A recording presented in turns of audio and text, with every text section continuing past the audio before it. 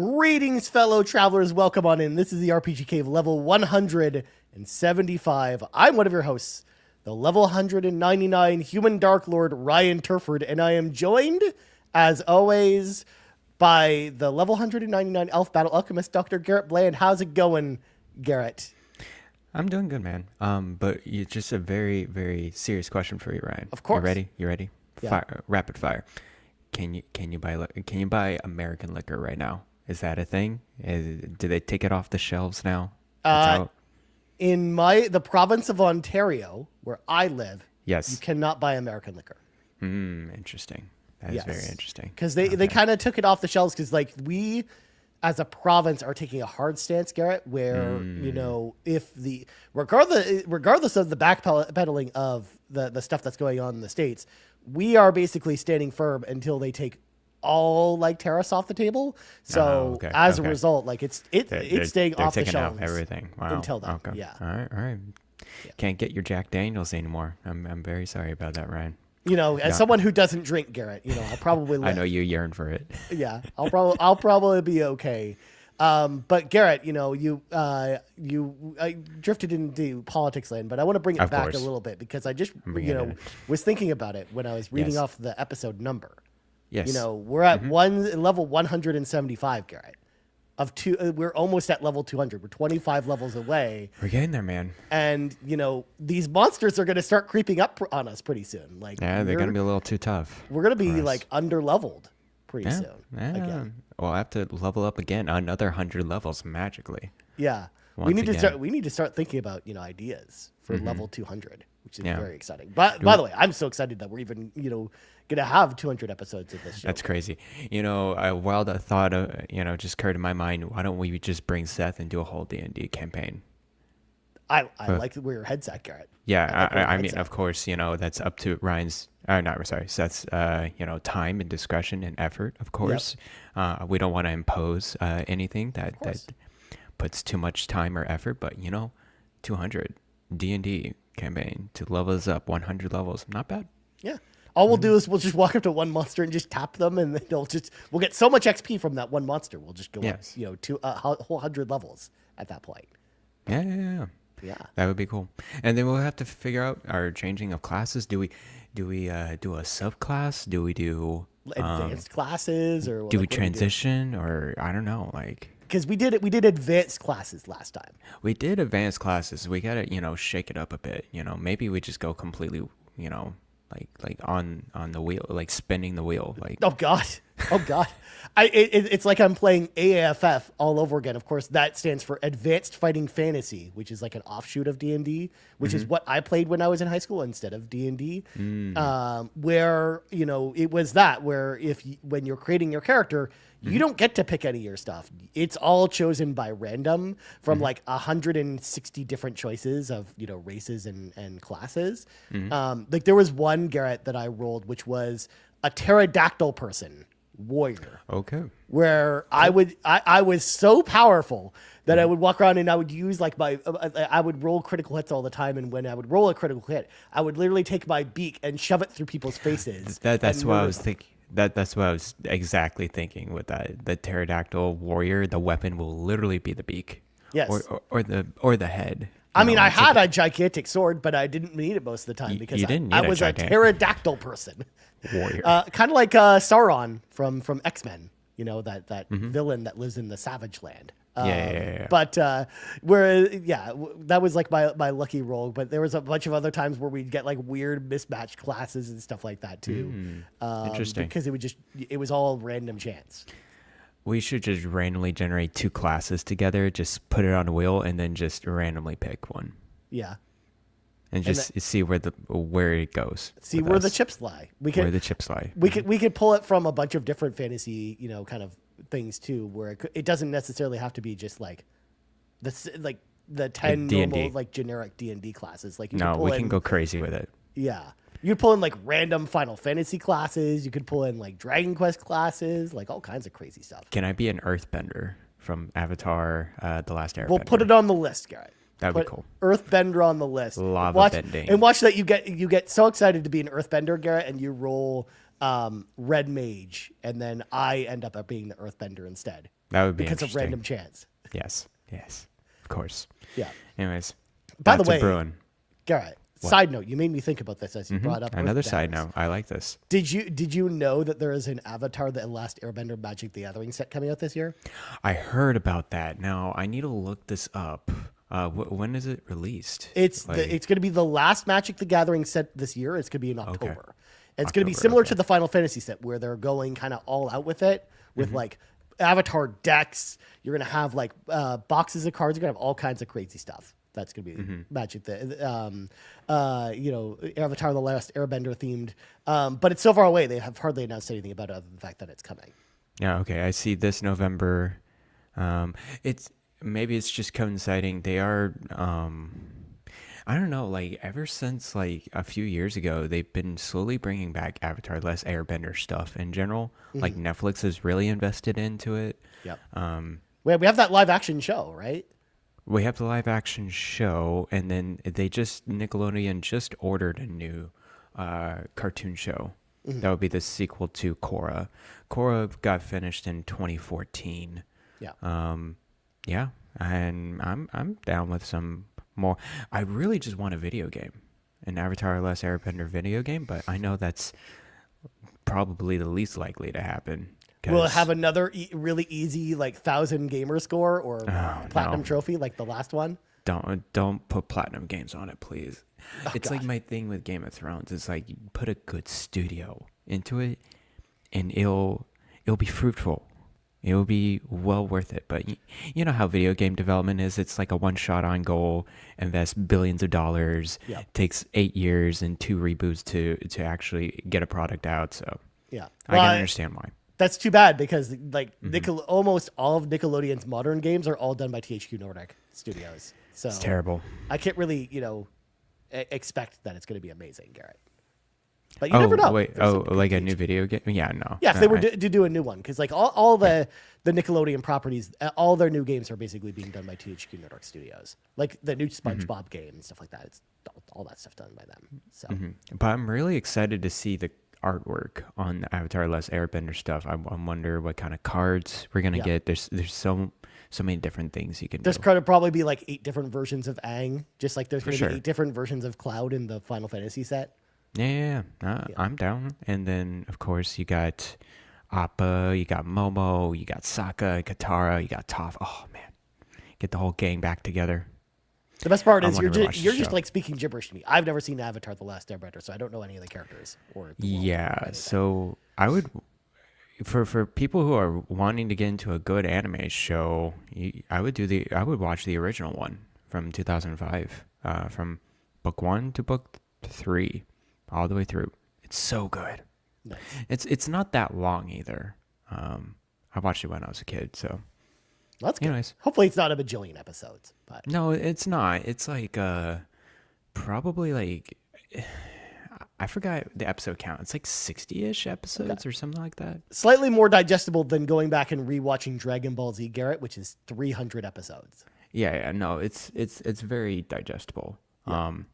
But it just gets so good for a kids anime show, like animated in the US. It's really good for what it is. So, Anyways, Garrett, we should probably clear the dungeon so we get to the raid boss 10 minutes into the episode. We can.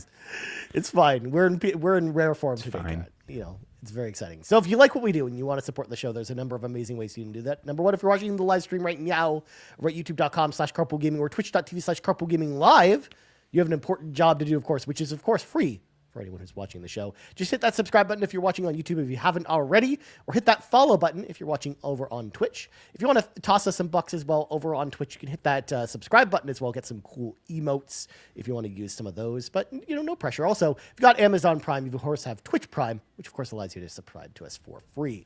Also, if you're listening on audio feeds, don't forget to hit that subscribe button as well. Maybe leave us a nice comment or review on Apple Podcasts or Spotify.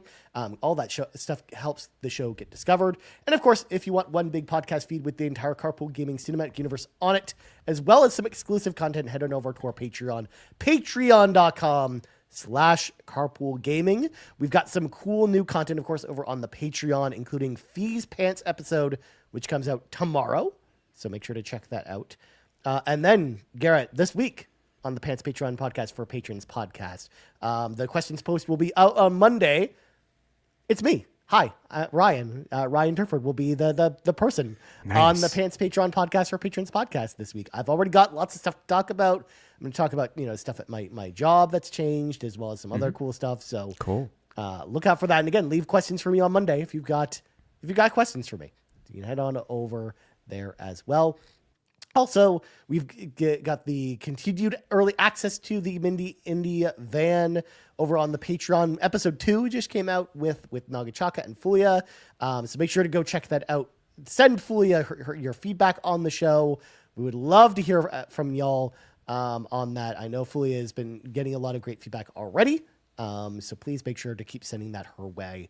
And we'll go from there. And last but not least, of course, our website, carpoolgaming.com, where you can get Carpool Gaming merch, like an RPG Cave t-shirt, as well as any merch from any of the other Carpool Gaming shows. But without further ado, Garret, it is now time for your 3 things. So hit me with your 3 question mark things.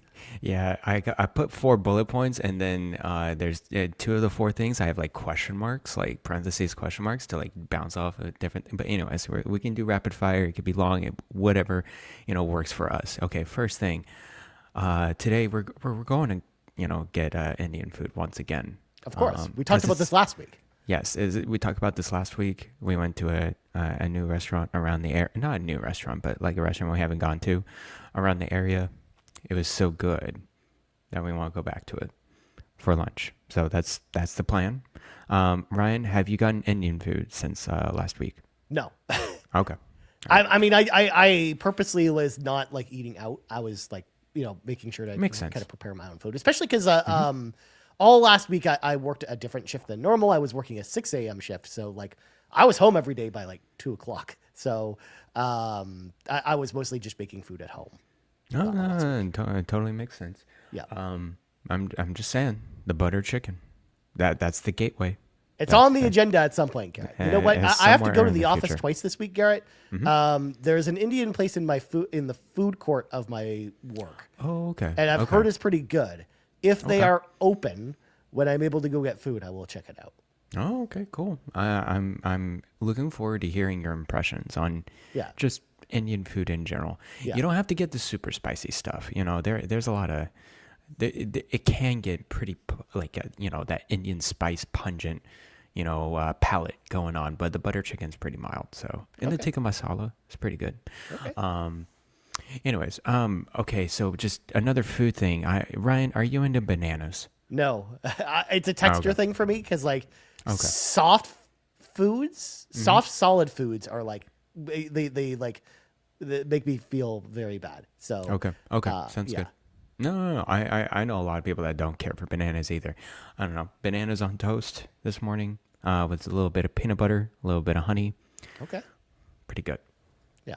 Just pretty good. So anyways, that was my breakfast this morning. Okay, thing number 2. Mass Effect 1 is done. It's over. It's over. I beat it. We'll talk about it next week as far as going into details about it. For sure. Yeah. So anyways, I'm done with that. Okay, what game am I playing next? We'll talk about like my assigned game. Yep. The next week, for sure. But I'm playing a community game. I'm playing Castlevania Circle of the Moon. Yeah, that's only gonna give me so far maybe like a couple weeks or something because I'm in that commute. I'm in that BART. I'm beating all the bosses. I got 2 out of the way, so I'm going through it, chugging along pretty well. Next week, Friday, Ryan. Yeah. I am off work. Ooh. Structured day off. Can we maybe, idea tournament bracket maybe for commute games? Interesting. I like this idea. This could happen, bear with it, if you have time, if I have time, whatever. I'm just saying, it's an idea. It's something you want to co-op together. You want us to do this together. Yeah, that would be great. Okay. So it would be good to go. I was going to say, I work till 3 Eastern time, so noon for you on Friday. Oh, okay. Yeah. And I work from home, so I immediately can just sign on at 3, basically. So anytime after 3 p.m. Eastern time or noon for you, we can make this work. I'll let you know. Available. Yeah, for sure. And then before the Xbox Drive, of course. Yeah. The tournament bracket was super cool yesterday, though, Ryan. You going through all the different games. Of course, I put my hat in the ring and voted. I felt like I was voting for the least popular stuff in the picks. You were the one person that voted for Valhalla, weren't you? There was only one person who did. No. It was I didn't vote for Valhalla, but I did vote for. I secretly wanted. Was it Fantasian to win? Okay. I secretly wanted that game to win, but of course I didn't win. But there was a lot of Starfield hate. Let me just tell you, it went through. There were some good rounds. There were some supporters, but there was like a very strong opposite side of Starfield. Yeah. All right. It makes me like motivate to just get back into it. It's like, oh man, I just want to get back into the game just out of spite now. I just want to play it again. I remember you even said that you voted for like Sonic out of spite. Oh yeah, I wanted a Sonic Advance to win. After that, I was just like, Mario 3D World. It's a fun game. It's not like the best game ever. It's a fun game though. It's a fun Mario game. Yeah. It's also a game I've played before too. We talked about that a little bit because like the new part about it is Bowser Fury, but like I've played 3D World before, whereas I haven't played Sonic Advance yet, and I only played a couple hours of Starfield. So yeah, that's true. I don't know. Starfield is a very. I mean, we can discuss that later. I mean, we don't have to get into it. But anyways, tournament bracket Friday, possibly. We'll see how that goes. Yeah. Okay, third thing, my dog is still too cute. Now, I see my dog right here, just laying here, just having a good old time on the bed. She wants to play all the time. I think I just, let me see if I can grab a photo for you real quick from just last night. She had her, like, mouth open, going the dog fashion, as, if you want to pick her up. Hold on, let me see if I have a latest photo of her. Okay. No, I don't want to turn on backup photos. Okay, let's see. Oh yeah, there we go. That's a good photo of her. Here, I'll switch you around. There you go. Oh, look at that! Look how cute she is. Yeah, she's just like she's literally a human. Wants to lay on pillows and everything like that. So, oh, it's fine. Here we go. I'm just moving stuff around. Yeah, don't mind me, Garret. Anyways, the dog is cute. That's the third thing. Fourth thing, I wanted to mention this because I don't know if you know this. Ryan Suikoden came out last week, of course. Great fantasy pick, by the way. I got like 11 points or something. Yeah, it was like 81, which is nice. That's kind of where I expected it to be. It's like kind of the 81 range. Yeah, so do you know the origin of Suikoden? The story is based on? I believe it's actually based off like real... like historical stuff, but I don't know. It's based off of a classic Chinese novel. Okay. Yes, called The Water Margin. Interesting. So there's the 4 big novels. I forgot the other names, but Journey to the West. Yeah, of course. Yes, that's Black Myth Wukong. That's the whole story over there. But this is the other one, The Water Margin, or Shui Hu Juan. That's the Chinese name. It is about one person rallying around bandits and other commanders to fight against the current Chinese emperor or empire, which, that's what Suikoden's based off of. So that makes sense. So almost like the 108 people you recruit are like the bandits that you go together with. Okay, interesting. I didn't know that about Suikoden. Yeah, and you just look it up on Wikipedia. It's like, this is based off of the classic Chinese novel, The Water Margin. So I'm actually pretty excited to play that collection like later this year when I'm able to buy games again, Garret. Because I think it looks pretty cool, and I again haven't played the original versions, so I'm very curious about it now. Yeah. Although I was a little disappointed, Garret. I didn't put this on the side quest because there wasn't a lot of stuff, but we were so excited. We were predicting what was going to happen at the Sweden showcase, and it was literally like everything they could announce except for a new console game. Because they announced a mobile game, they announced an anime, a manga, a stage play of Suikoden. Jeez, man. An orchestra, but they didn't announce a game. Other than, of course, the brand new mobile game, Starlink is what it's called. Isn't that crazy? Just like all the different things you're gonna put for Suikoden, but not a new game. Well, yeah. I mean, okay, it's Konami. You know, they have to. I would think they would. I don't know if they would, you know, develop it in house or outsource it. You know, for this type of thing. Maybe they'll do it in house, but do they have a studio to do that? I don't know. So. That's the thing. I think this just tells a big story though, and I mentioned this on last week's episode. It's like, man, those pre-orders for Suikoden 1 and 2 must have been really strong, or must have shown them something to show them, oh, we need to go all in on this franchise, because that's exactly what they did. Other than again announcing a new console game, because they did everything except the kitchen sink, basically, they announced with this. All kinds of new products, too. I didn't even mention, like, all kinds of crazy crap for Suikoden. So, true. More than, and they did talk about it. It's like the return of Suikoden is happening in stages. So this is stage 2, and there's like, you know, if these things do well, there will be a stage 3 with a bunch of other stuff on top of that. So I can imagine they're talking to people. And it's like, oh crap, okay, this is a lot bigger franchise than we thought. Yeah, let's do a pachinko machine. That's what they're thinking now. You know, maybe just no. They've already done Suikoden. I'm sure they've done multiple pachinko. They did them back in the day. You know, back when they did, when all they were doing was churning out pachinko machines. I mean, we also saw the announcement too that Bloober Teams got another game deal with Konami after Silent Hill 2. So I'm imagining they're doing another Silent Hill as well. So like. They're kind of, I hate to say it, but I think Konami's actually back between Metal Gear Solid Delta, the Silent Hill. I think Konami's kind of back now, which is interesting. Yeah, which is pretty. I'm curious how Delta will do, and how Konami shakes out. So yeah, and we keep hearing a new Castlevania game's coming too. So yeah, it's gonna be good times. But anyways, enough about Suikoden, Garret. That's all the things, right? You didn't have any other things off the list? No, you wiped off the plate. It's good now. Good God. Those were some good things, Garret. I appreciate it. There's a lot of good things, yeah. Yeah. I mean, more importantly, if audio listeners are just audio listeners, you got to check out the video version. You got to check out the picture of Garrett's dog. It's adorable. Just laying on the pillow. It's crazy. Yeah. She thinks she's a human. Anyways.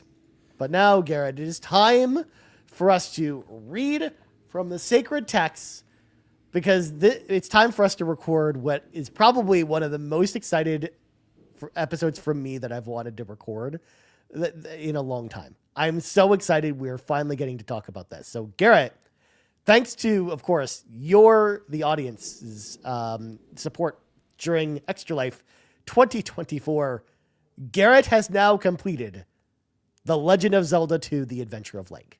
Yes, I did. It's official. And we are going to talk all about it on this week's episode, and I am so excited.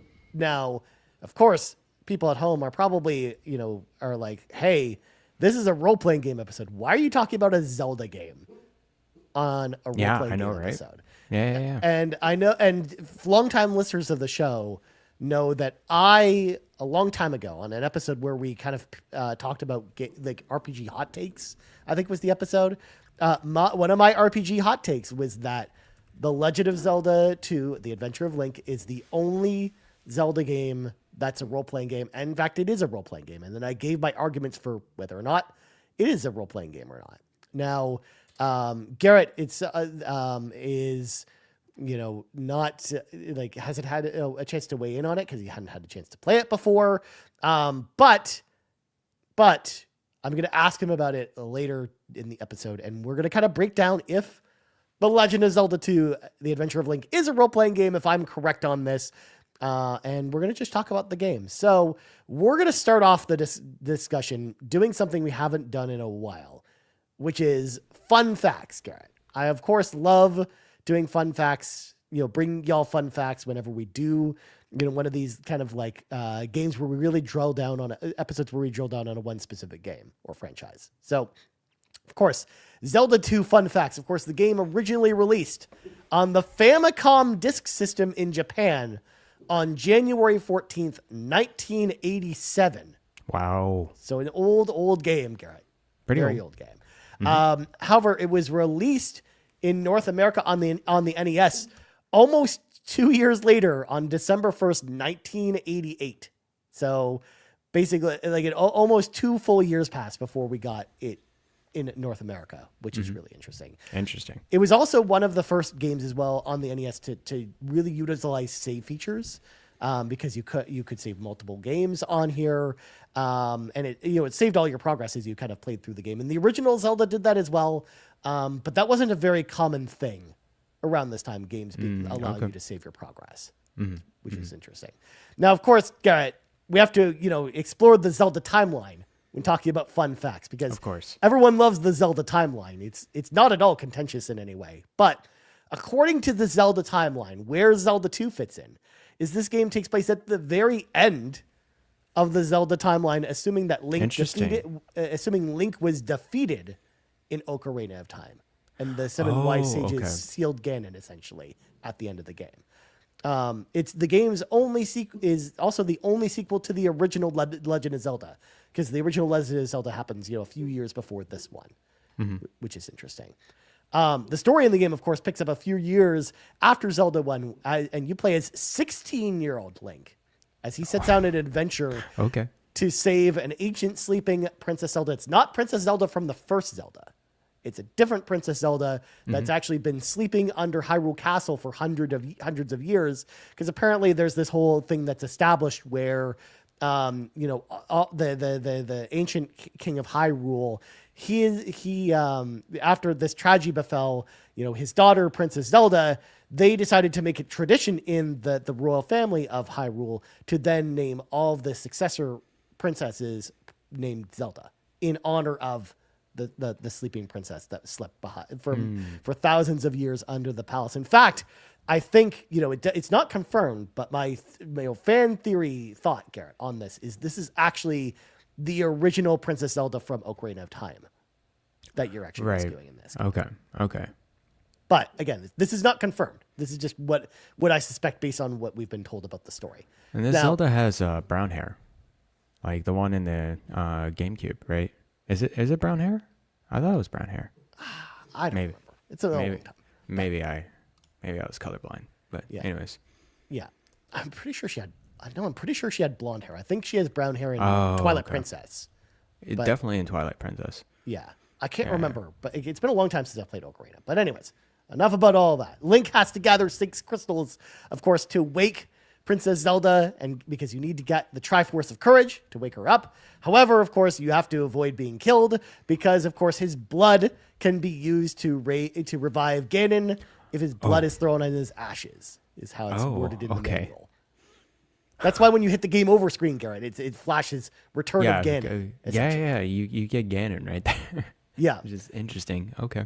It's kind of like Castlevania 2 Simon's Quest, where you need to rid Dracula's curse, so you need to gather the different body parts of Dracula, but at the same time the enemies are trying to murder you, so then they can use you to revive Count Dracula, essentially. Okay. Kind of the same idea. Cool. So when this released in North America, Zelda 2 was a smash hit. It sold out at retailers everywhere. Like, it was very, very hard to find a copy of this game when it first came out. It actually went on to sell 4.4 million copies worldwide by the time it was all said and done, which for an NES game is actually pretty high. Because I think pretty good. I think there was only 26 million NES and Famicom systems out there in general. So a high percentage, for sure.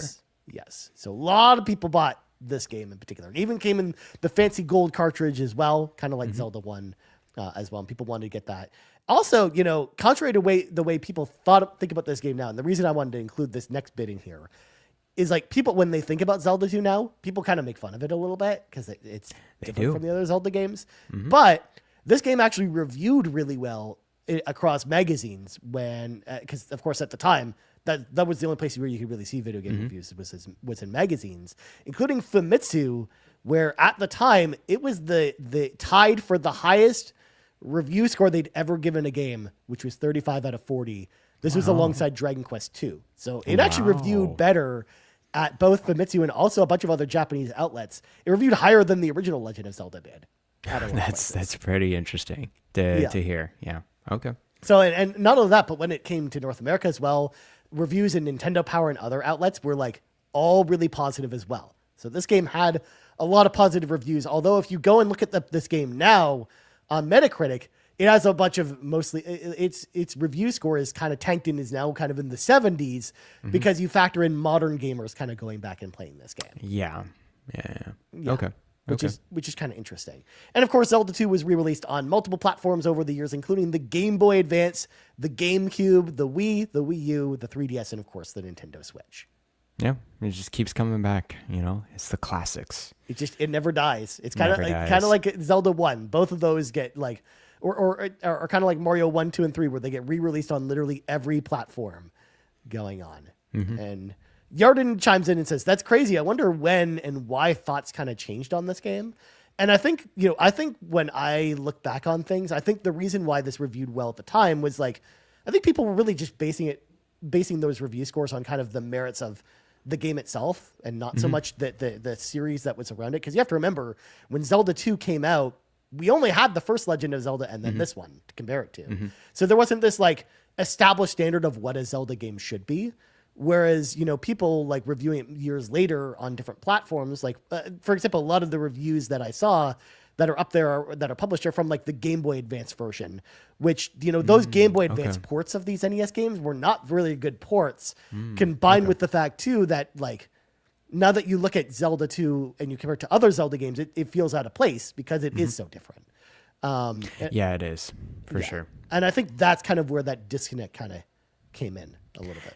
But. Yeah, and it's we'll get into it, I guess, like into the actual games or whatever. But yeah, as I played through it, it was just like, this is not a Zelda as we know it, a Zelda. Like, even, I don't know, like we got the 3D Zeldas, of course, starting with Ocarina of Time, and then ever since then we got like that always that 3D aspect Zelda adventure game kind of thing. And then you got the overworld, the top down, which is Zelda 1, the Link's Awakening, right? Yep, Link's Awakening, Link to the Past. Link to the Past, and then Link Between Worlds, and then the DS game. So you literally have two types of games, and then you never see Zelda 2 type of game again.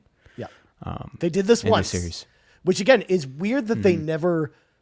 It's weird to me that they never went back to this formula, Garrett, because agree. like I said, it's the only time they did this, and it sold really well when it came out, and the reviews are really positive. So like, why did they decide not to actually go down this path again? It's always confused me a little bit as to why they never went back to this type of thing. Yeah. We'll talk about it in a second, Garrett. But first, I want to start with Sean's question from the Discord. So Sean says, "Dear Explosion." Dr. Explosion, I should say. Dr. Explosion. Not Dear Explosion. Dr. Explosion. Sean here. As much as I enjoy making fun of Ryan for loving Zelda 2 so much, I have to admit, I know almost nothing about it. Can you tell us what even is this game? And so what kind of game is Zelda 2, Garrett? And also I want to hear from you as well. We'll kind of transition to this topic as well. Do you think I was on base referring to this game even as a role-playing game? Because we've had discussions about like, are certain games role-playing games, and I made the argument that this game is. So now that you've played it, Garrett, how do you feel about both Sean's question and is it a role-playing game? Yeah, sure. So Sean, this game, it is a side-scrolling action. I would say RPG. Yep. This is an action RPG about Link, as Ryan went through it, trying to save this Princess Zelda. And you go through these various dungeons called palaces. This is the first terminology I've ever heard from the Zelda universe as well. It's the only Zelda game where they've referred to them as palaces, by the way. Yeah. And so you go from beginning to end. So basically, you go into town in these various towns. It's a side-scrolling game, it's like Metroid, like Mario. You go from side to side. Of course, you got your sword and your shield, and you get your shield later on or whatever. And you get various magical abilities as you talk to other people in different towns and so on and so forth. And then once you get into the overworld, it is top down. So you kind of like, it's like similar to like a Final Fantasy, like classic Final Fantasy or Dragon Quest, like it's just your little person walking in this overworld map, and then random enemies will like spawn around you, and then you may encounter one of these enemies. You get back into like it's kind of a random battle sequence where you get into a side-scrolling field, and then there's a bunch of enemies around, and basically the way kind of to overcome it is really escape. You literally just need to go left or right and just try to get out of it. Because like certain enemies will infinitely respawn if you don't. Yes. Oh yeah, for sure. And the battles can be kind of avoided because it's not like random battles per se like the older RPGs because basically like 3 enemies will kind of spawn around your character and that you'll see on the overworld map, but if you don't run into them, then you don't actually end up battling. Yeah. So they're the little tiny thing like enemies, and they're pretty fast too, but they like kind of like run around. But once you encounter one, that's when you get into these types of battles or whatever. So there's that, and then there's also caves and like pits or whatever. So that's like particular side-scrolling areas where you get into one cave at one point, you go out the other point or whatever, you go back to the overworld. So there's like kind of areas like that, and then there's also, of course, palaces where you literally kind of go through a dungeon like kind of traverse through. You're starting at the top and you go all the way down, not like all the way at the bottom, but like somewhere at the bottom of this whole little palace thing, and beat the major boss, get the unique item, and then I guess like you resurrect a stone or whatever. Yeah, you're basically like getting the crystals that you need, like because there's 6 palaces in total before kind of the Grand Palace. Yes. And you're kind of collecting them to basically gain entrance to the Grand Palace is what you're trying to do. Got it. Okay. Sounds good. So yeah, that's the game. And then of course there is a leveling system to it, and I think that's kind of the major convincing point of it being an RPG. You're farming for XP like crazy in this game. You are grinding in this game. There was at certain points where I literally wanted to stand still in one spot and just kill the enemies that fly, like go up and down. Yeah. I feel like those were the easiest ones to grind. Of course, so every level you either increase in attack or in magic or in health. Yeah. And so you want to, it'll kind of like balance out every time. There's also different like points that you put into them because like raising health is the easiest thing to do. Because it requires the least amount of XP to do that, whereas raising your attack is the thing that costs the most. But what's interesting, Garret, and I don't know if you knew this, in the Japanese version of this game, all of the experience points needed to level each thing were exactly the same. So it was the same to level the attack or the health, but there was a downside in the Japanese version, which was if you died, you would lose all your levels for all of your stuff, going all the way back to whatever the lowest level thing was. So for example, if you had your attack up to 4, your magic up to 3, but your health was at 1, if you died, you would go all the way back to everything going back to level 1. Wow, that's crazy. And when I say die, I mean lose all your lives, not necessarily die once. Right. Yeah, you lose all your lives, you go back down to 1. Oh my gosh, that would have been so brutal. Yeah. Whereas in the North American version, they made it a little bit easier where you only lose the XP, but it still remembers all your stuff. Oh, okay. So I played it like on my emulated machine. I used save states. So I technically never like lose all my lives just to make it, just to make it a little more bearable. A little bit more bearable. Yeah. Honestly, if I replayed it now, I would probably play it on Switch kind of the same way with using like the rewind feature, just to make sure you never lose any lives. Yeah. So what you're saying is when you lose lives and it's game over, where's the kind of save point? It's back at the beginning. Oh, it's the beginning of the game? You don't have to start the game over, but you basically get teleported back to where Princess Zelda is sleeping. Okay. And then you have to walk back to wherever you were. Oh, I see. Which isn't so bad in the early game, because if you're in the first or second palace, it's like right there. But if it's towards the end of the game, like if you die at the Grand Palace, Garret, you have to go all the way back to where Princess Zelda is sleeping, and then you have to go through all those caves and stuff. And like that fenced area and stuff that you go through to get to the Grand Palace all over again. But then you are reset, like you don't have any of your extra lives and stuff like that at that point either. That's okay. Thank goodness I didn't do that. But yeah, okay. So we kind of went through kind of the basics of this game. Magic abilities. There's kind of like there's just various things with your magic. So you got the flaming spouting out your sword. You got jump. You got bonus armor. Like that's one of the very first spells you get. Yeah, you got bonus armor. Yep. You get reflect or you get whatever. to turn into a fairy and fly around. Yeah, so there is some. I don't think I was soft, like locked anywhere, but I could definitely see where I can be soft locked. You can be. There are certain areas Easily. where if you don't have any magic power and you need the fairy ability to get through there, that's it. Yeah, pretty much. Like sometimes you can get stuck like in a cave or whatever, and you're like, oh my gosh, how can I fit in this tiny little thing? Oh, I need a kind of fairy deal or whatever. It's like I ran out of magic. Like no joke, I cannot go anywhere.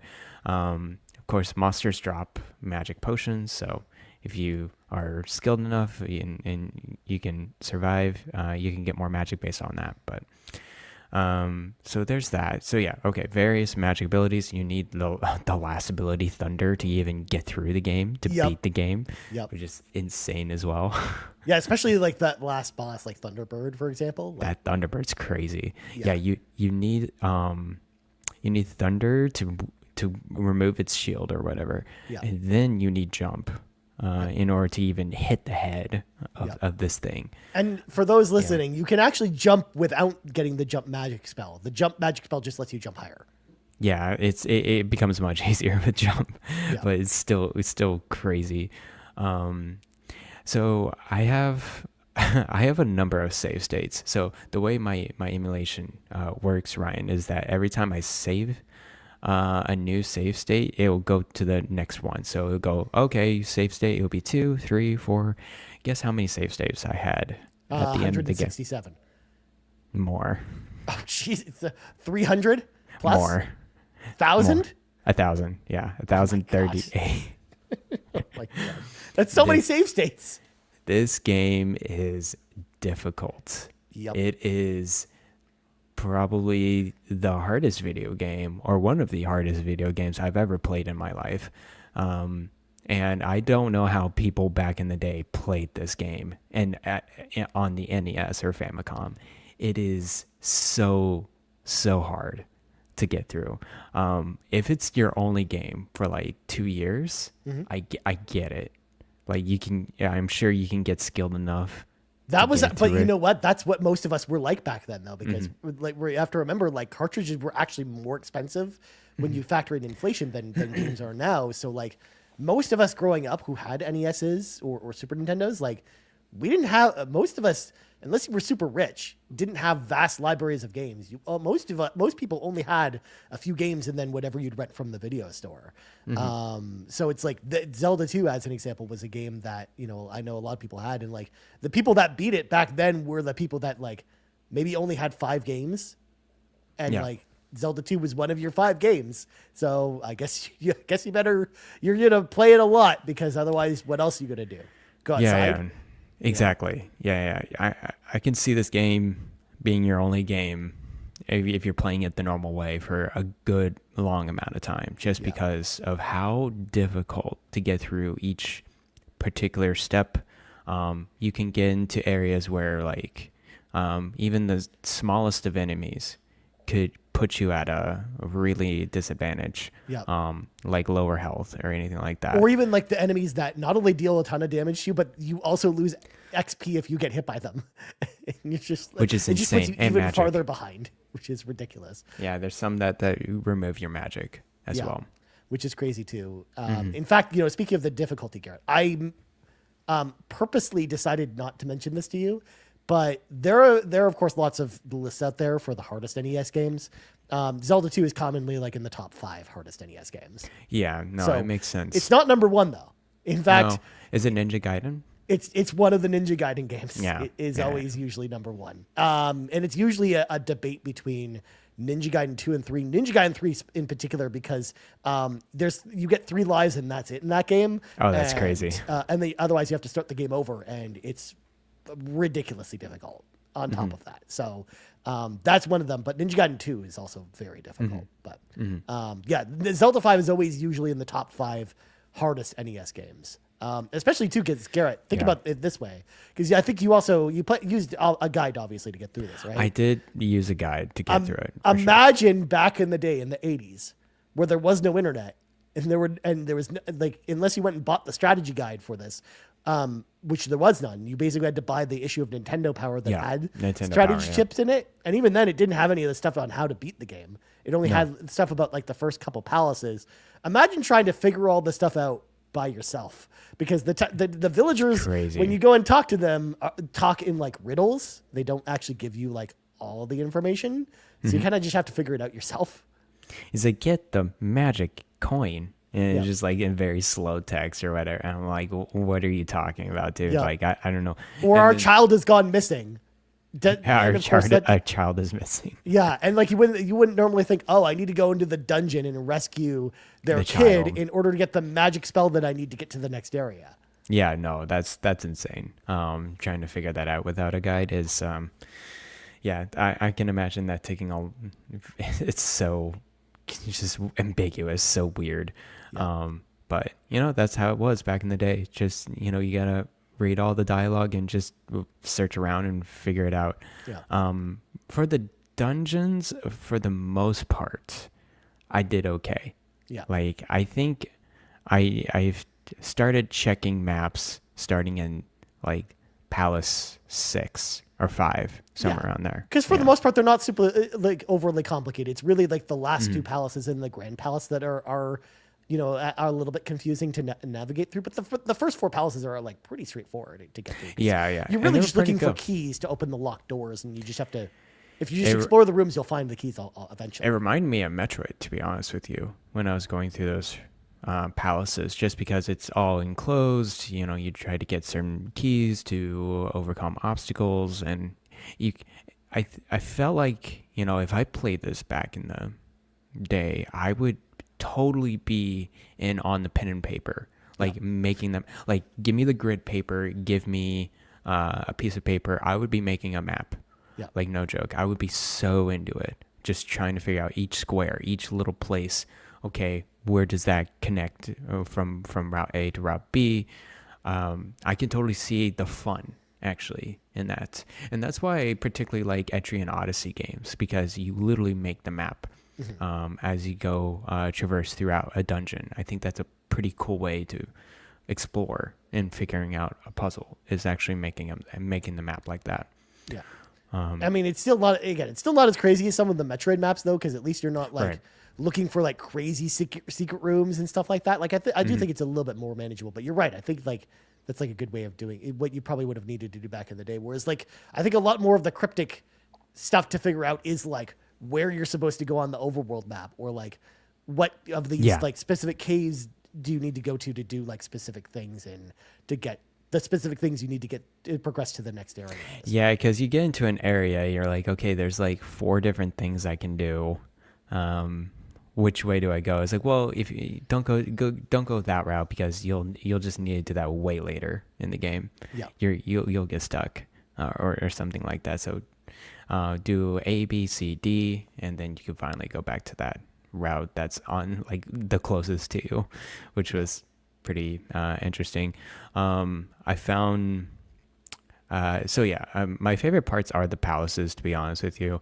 The overworld stuff was like a war of attrition. Yeah. Because every time you get into these encounters with these enemies in the overworld, it's just some sort of like chance for your health to go down.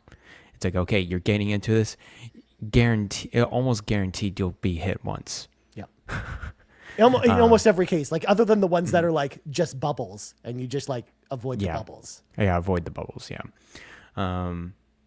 Yeah, and there's like various like kind of bigger areas, like mazes.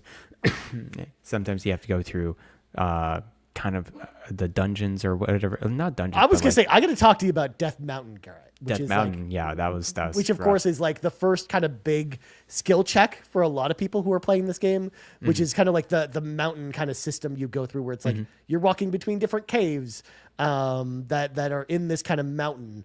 as you kind of descend down the mountain to get to the second palace, because that's where a lot of people just throw this Checked game out. out the window. No, is I totally when they play understand. through it. Because not only is it annoying to kind of navigate through, especially if you don't know where you're going, because you can get lost, but then it's also like there's a ton of difficult enemies in there, and you just don't have a ton of health or attack at that point to kind of get through it. Yeah, I definitely used a guide to figure out where I Good. needed to go Yeah. in Death Mountain. I did not do it. Be so. It's not cheating at all. Just figure out how to get through this Death Mountain, and then I was good to go. So yeah, that one was particularly hard.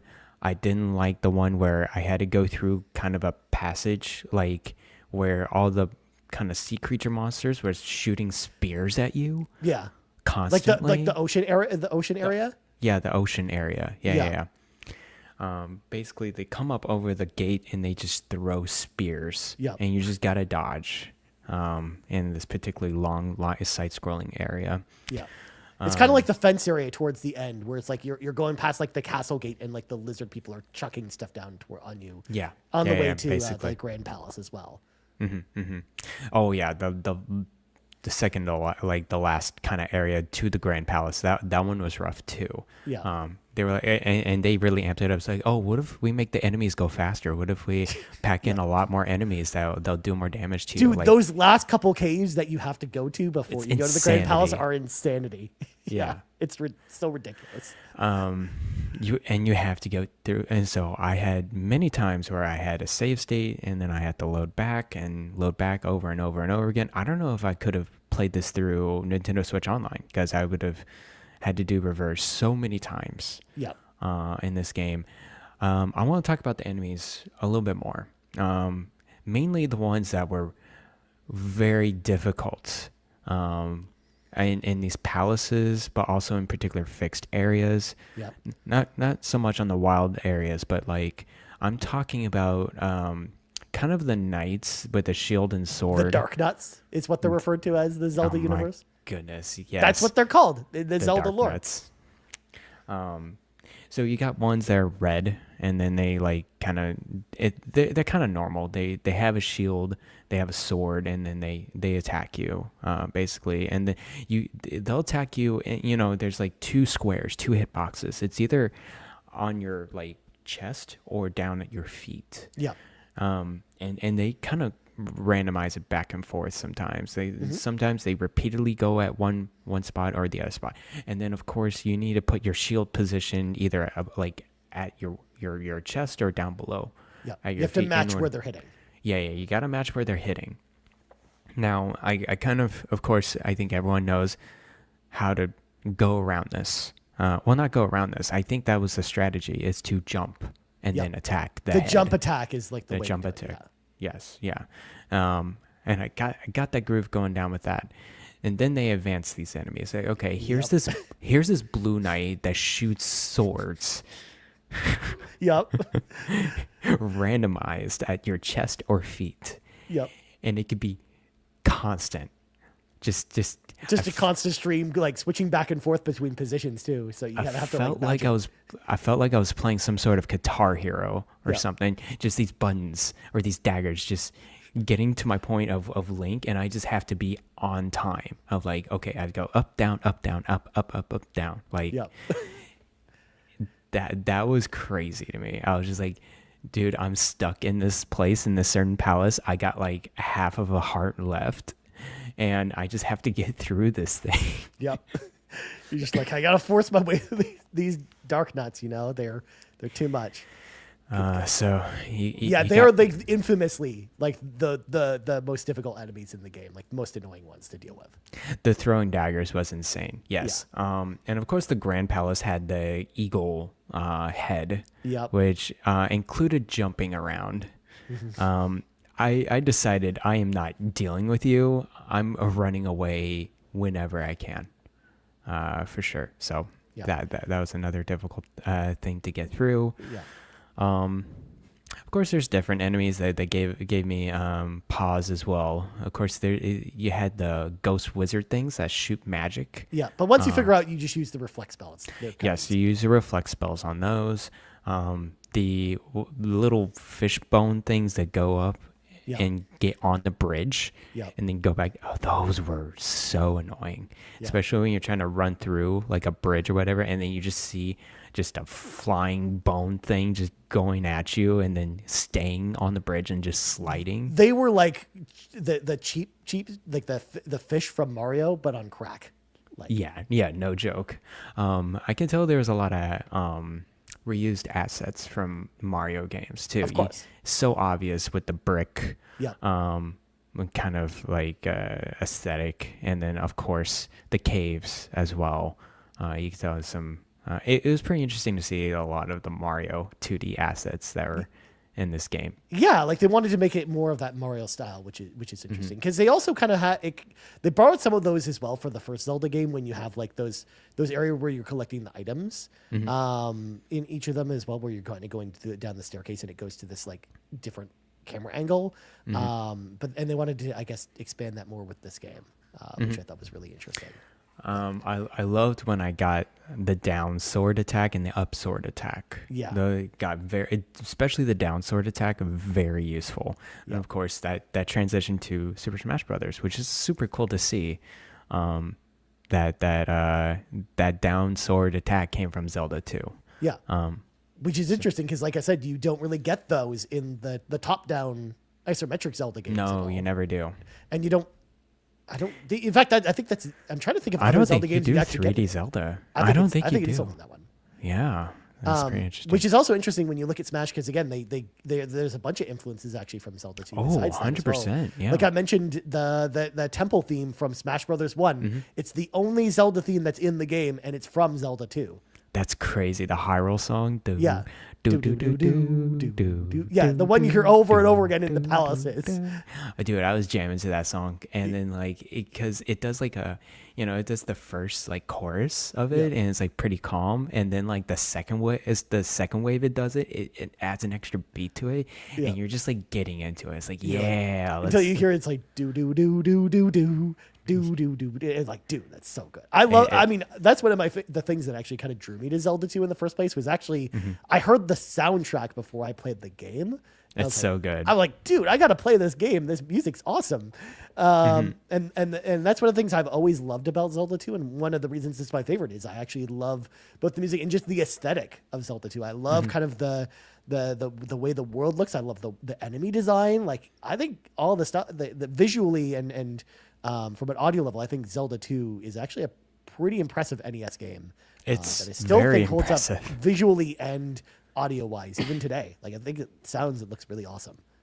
Yeah, by the time I finish this game, let's, bear in mind the difficulty. Of course, it's very difficult. I'm just saying from like a design standpoint, the music, the ways Link moves in this game, it is incredible what they did with Zelda 2. It's really is. It's very ingenious, especially, back in NES days, Famicom days. This is like, I can understand someone playing this game, beating it, and is like, I've never seen this before. And it's very, and you can obviously tell the influence it has on future games. Yeah. Especially other action RPGs in particular. Like, that's like the key as to why we're talking about it on this show, because like, I think there's so many other games like Ys and other, action RPGs that wouldn't exist if this game didn't exist. 100%. Yeah. Ys, but also, you can think the Tales series just because of the action based combat based off that. I would even argue the feeling of this game reminds me a lot of Dark Souls. Yeah. In a sense that you have to understand the enemy's movements in order to overcome that enemy. You really do. You have to memorize it. You have to get in your mindset of what is that enemy doing? How can I? What's the skill? What's the check? What's the movement? What's the attack in order to overcome it or to escape from it? And there's also the leveling system that makes you stronger. Same thing with Dark Souls, right? You grind in order to level up your character, in an action-based sense. So I mean, I could argue. I know Dark Souls came from Demon Souls, came from I forgot it was a Kingmaker or Yeah, Kingsfield.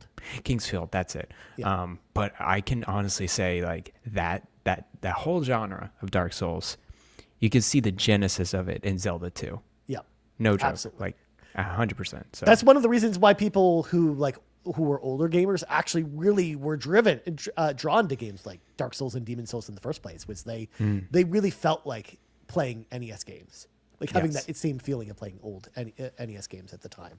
Because the other game that was really, kind of influential in kind of the same way was Castlevania 2 Simon's Quest, which had like a lot of, a lot of people kind of feel the same way about it now, is where it's like the black sheet of the Castlevania franchise, but it kind of inspired in the same way that Zelda 2 kind of inspired, with a lot of similar ideas, like from the cryptic villagers to the way you had to, anticipate the enemy's movements and things like that. Like it was really interesting that how these two games kind of like run parallel to each other in my brain anyways. Speaking of enemies, we didn't talk about the bosses at all, but what did you think about some of the bosses? Because I thought some of the bosses were like really cool. The bosses were very cool.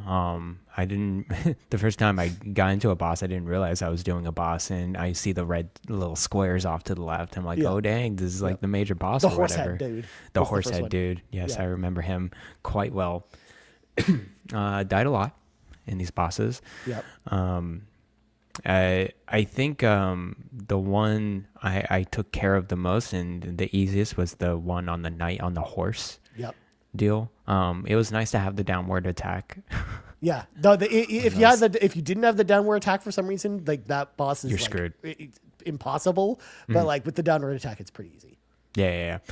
I can see actually a lot of influence of like into Shovel Knight, particularly with or these DuckTales bosses. even, which was the game kind of that inspired Shovel Knight in a way.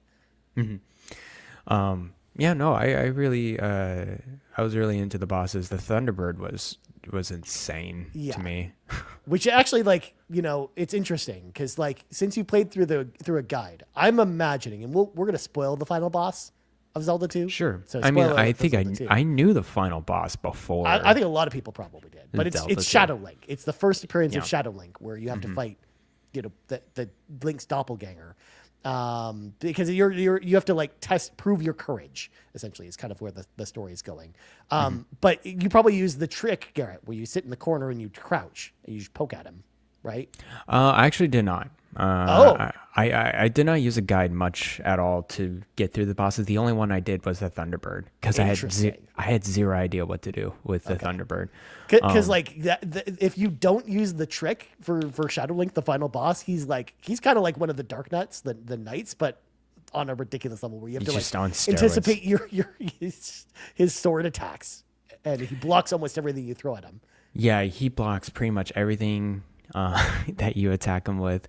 I had shield reflect as well, like on me, just to make sure I'm pretty defensed up. But I think with the Shadow Link, I got to a point with a groove of like just I was kind of randomly spamming down and up with the attack just constantly, and it got to a point where I think I just got lucky of like hitting him so many times, whereas he didn't hit me as much. But I can totally see how you can just crouch at the end. Yeah. If you crouch in the bottom left-hand corner, you can just sit there and just poke at his knees and just kill him very quickly. Yeah, eventually. Like he doesn't block it. Yeah. Wow. Okay. Sounds good. Because I remember watching it's a YouTube video of like that's how you beat him with the power glove. You can sit in the bottom corner and you attack with the power glove, and you just do this with your arm with the power glove and you kill him. Okay. Yeah, I thought that was interesting. Also, fun fact: when you beat the game and you roll credits, it's one of the only Zelda games where it insinuates that Link and Zelda kiss at the end. Oh yeah, that's true. Yeah, they don't actually show it. They like hide it behind the curtains, but you can tell. Yeah, which is that's pretty interesting. I like the boss. I guess the one with the magic abilities. Like the wizard. The wizard. If you have reflect, you're good to go. If you don't, you're screwed. And that boss, the big ogre one had I had a lot of trouble with the one that threw. I think he like threw a lot of axes, or He did, yeah. Yeah. Oh my gosh, that one was insane to me. Yeah, that one's like you have to really memorize the timing of like the throws, and you have to know like when you can get in there and when you got to back out. Yeah, definitely, and it's very quick timing of it. Yeah, I died so many times in this game.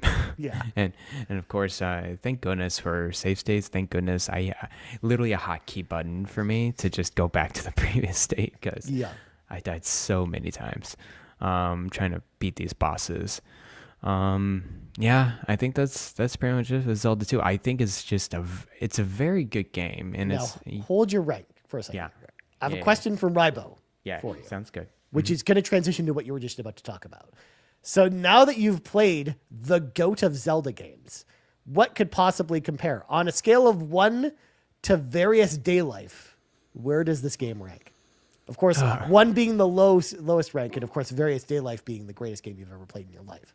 Yeah, and various day life is let's throw that name out. Let's forget it ever existed. Okay, 1 to 10. Rybo will never let us forget. I know.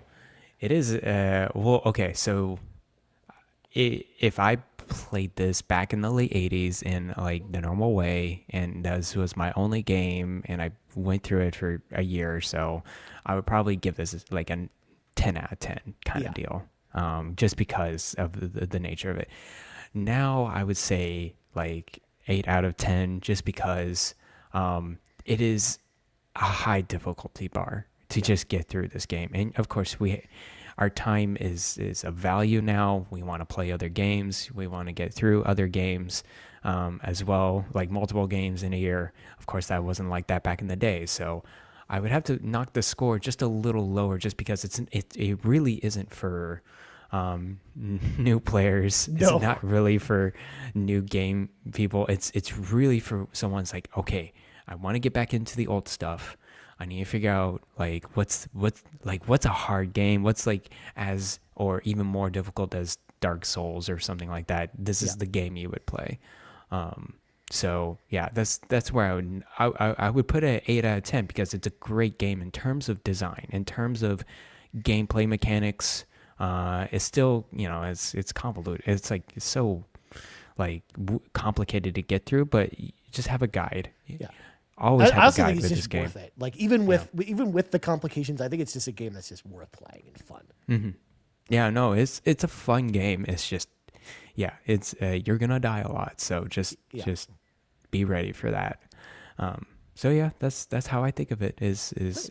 It's a really great game. And I'm very surprised that they made this type of game back in 1987. I was just like, wow. Not only that, but that this was a first-party Nintendo game and a Zelda game, and not to boot, right? Like, it's so different from everything else in the series. For sure.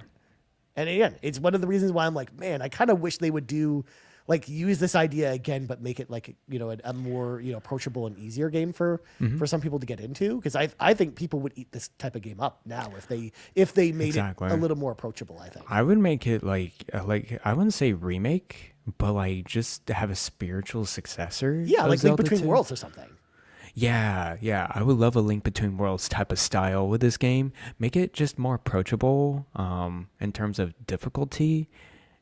But the format, the blueprint of it is there. Yeah. It's like it's so there that I think it would be, I think even Zelda fans would be clamoring over it just to get through this game. So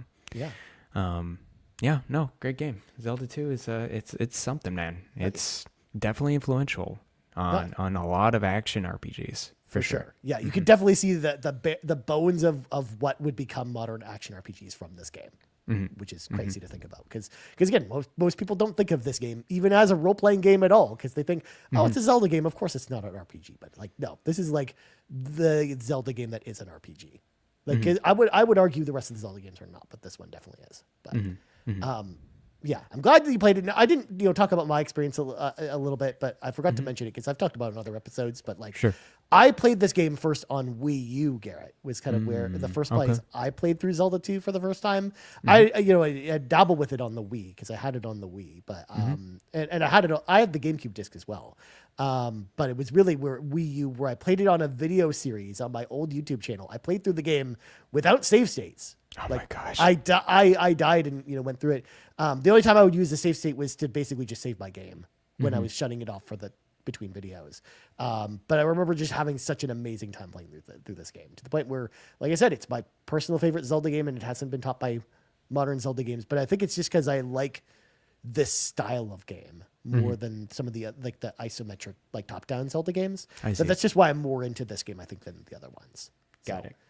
Cool. I've always, like I talked about, always wanted them to kind of revisit this idea. But anyways, that's going to do it for this week's episode of the RPG Cave. But before we go, of course, we got to say thank you to all of our patrons over at patreon.com/carpoolgaming, starting with our ultimate producers, Jonathan Brown, the man behind the music on the Xbox Drive and the PlayStation Drive. You find all of his links over his link tree, linktr.ee/pme.jib. Cwagmire, who humbly reminds you that the best babes are in fact Xenobabes, and TechMike, Indeed. who says, whether you're Kevesi or Agnian, Jeez. you're a Xenobabe at heart. Or Agnian, okay? It's Agnian. Fine. I'll say it right. Huge thank you to, of course, all of our producers for supporting the show. And make sure to check them out and support them, because they're really awesome and they support us. Our platinum producers, Smokin Joe, the captain, and Tim Paullin. And our gold members, Adam K, Anna, Awesome Dave 1337, Brad Moore, Brian Reese, Cecily Carrozza, Dan and Luma, Dannohh, Emily O'Kelly, John 32, Ligerwoods 330, Mr. Giggles, OldMrFrump, Patrice Mallette, Peje, Riley King, and Stephen Keller. Huge thank you once again to all of our patrons over at patreon.com/carpoolgaming. If you want to head on over and hop in the car with us, choose the tier that's right for you. And now Garret plugs go. All right, you can follow me on Blue Sky at Blind Explosion, and you can also find me on the Discord. I read every single message on the RPG Cave. Sometimes in the Xbox Drive, PC.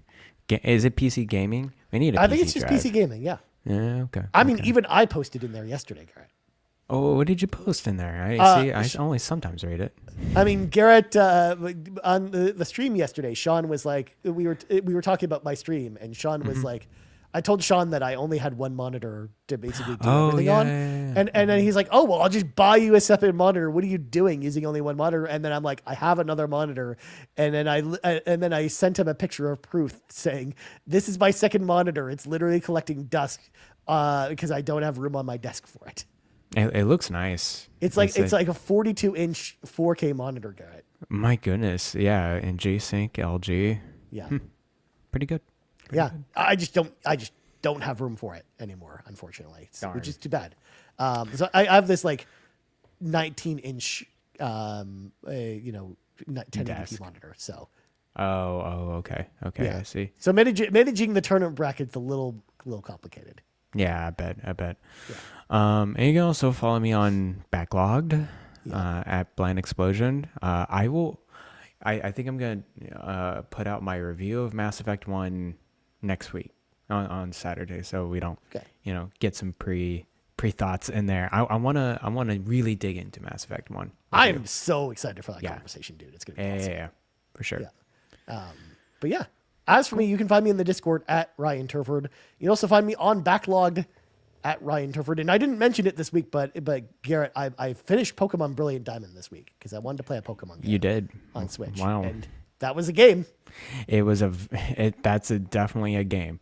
One could argue the DS version is better.